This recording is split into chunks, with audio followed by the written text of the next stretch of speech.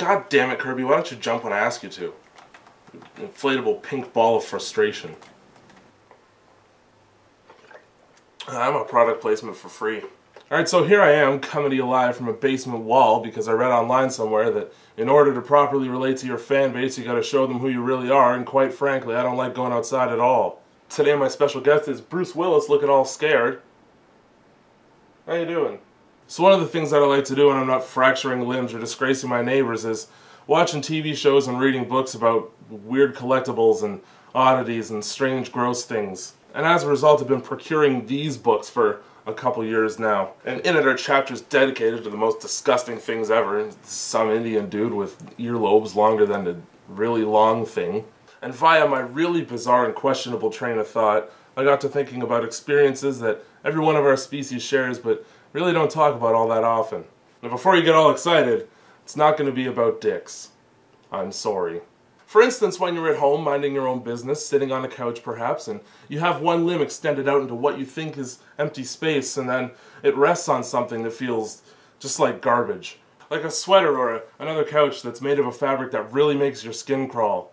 Corduroy fits very well into this category. And instead of being a sensible organ, your brain decides to catalog the entire experience, every gross, hairy fiber of whatever you're touching, and store it deep within the recesses of your memory to recall at a time when you're really least expecting it. Geez, this isn't pleasant at all. Hang on, let me stop every other process and save this entire horrible ordeal.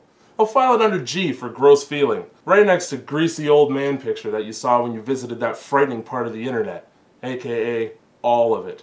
And then while you're remembering, you get that weird, shivery goosebumps feeling, which is really what I'm trying to talk about right now. Maybe you're sitting at your computer, surfing the web, or just sitting there idly like a gelatinous ball of fat and depression, when all of a sudden, out of your peripheral, about 3 inches away from your face, you notice there's a spider coming down on one single solitary line.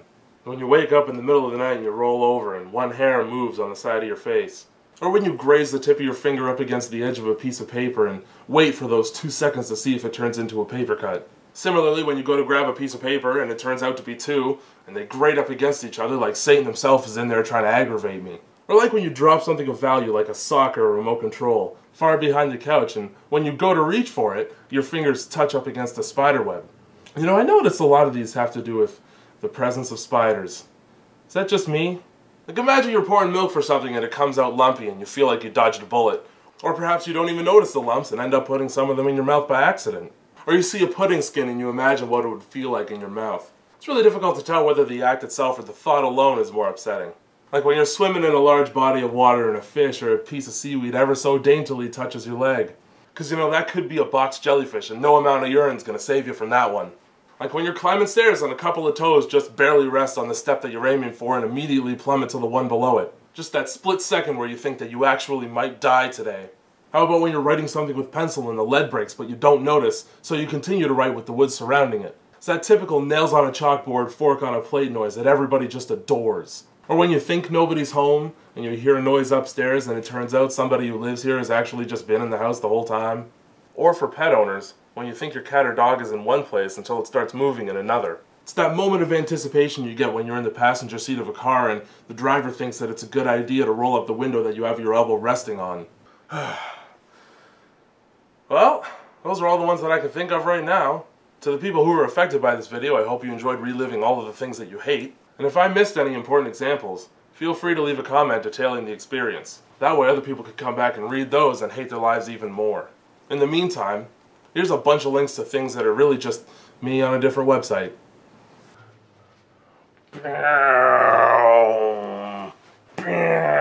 See you later.